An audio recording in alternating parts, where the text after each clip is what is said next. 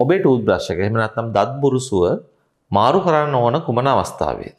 මේ පිළිබඳව අපි කරුණු කීපයකින් දැනුවත් වෙමු. අංක 4. වැරදීමකින් හෝ නිවසේ වෙනත් සමාජිකයෙක්, ඔබේ පවුලේ වෙනත් සමාජිකයෙක් ඔබේ දත් බුරුසුවෙන් දත් මැද්දොත්. එහෙම අවස්ථා ඕන තරම් තිබෙනවා, විශේෂයෙන්ම මේ කුඩා දරුවන් අතර එහෙම නැත්නම් වැඩිහිටියන් අතර පවා දත් බුරුසු තිබෙන විවිධ පාටින්.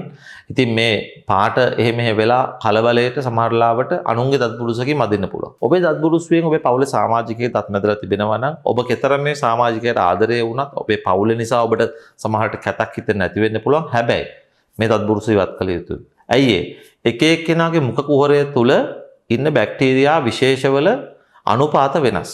සමහර කෙනෙක්ගේ කට ඇතුළේ ඉන්න බැක්ටීරියා විසින් එයාට හදන්න නැති රෝග තව කෙනෙක්ගේ මුඛයට ඇතුළු වුණාට පස්සේ ඒ පුද්ගලයාගේ ප්‍රතිශක්තිය අනුව හැදෙන්න පුළුවන්. ඒ නිසා ඔබේ කෙතරම් සමීපතමෙක් වුණත්, ඔබේ දරුවෙක් වුණත්, ඔබේ සහකාරව සහකාරිය වුණත් ඔබේ දත් බුරුසින් දත් මැදලා තිබෙනවා නම් සෞඛ්‍ය විද්‍යාත්මක, වෛද්‍ය විද්‍යාත්මක නිවැරදිද තමයි ඒ දත් බුරුසු ඉවත් කළ යුතුයි. ඒ වෙනකොට ඔබ අලුත් දත් බුරුසකට යන්න ඕන. ඔබේ දත් බුරුසෙන් තව කෙනෙක් මැදලා තිබුණොත් ඒ නැවත භාවිතා කිරීම සුදුසු වන්නේ නැහැ. දන්ත ශල්‍ය වෛද්‍ය විද්‍යාව පිළිබඳව, මුඛ සෞඛ්‍ය පිළිබඳව දැනුම ඔබට තවදුරටත් ලබා ගැනීමට අවශ්‍ය නම් මෙහි ඩිස්ක්‍රිප්ෂන් එකේ තිබෙන ලින්ක් එක හරහා අපගේ WhatsApp සමූහයට එකතු වන්නට පුළුවන්.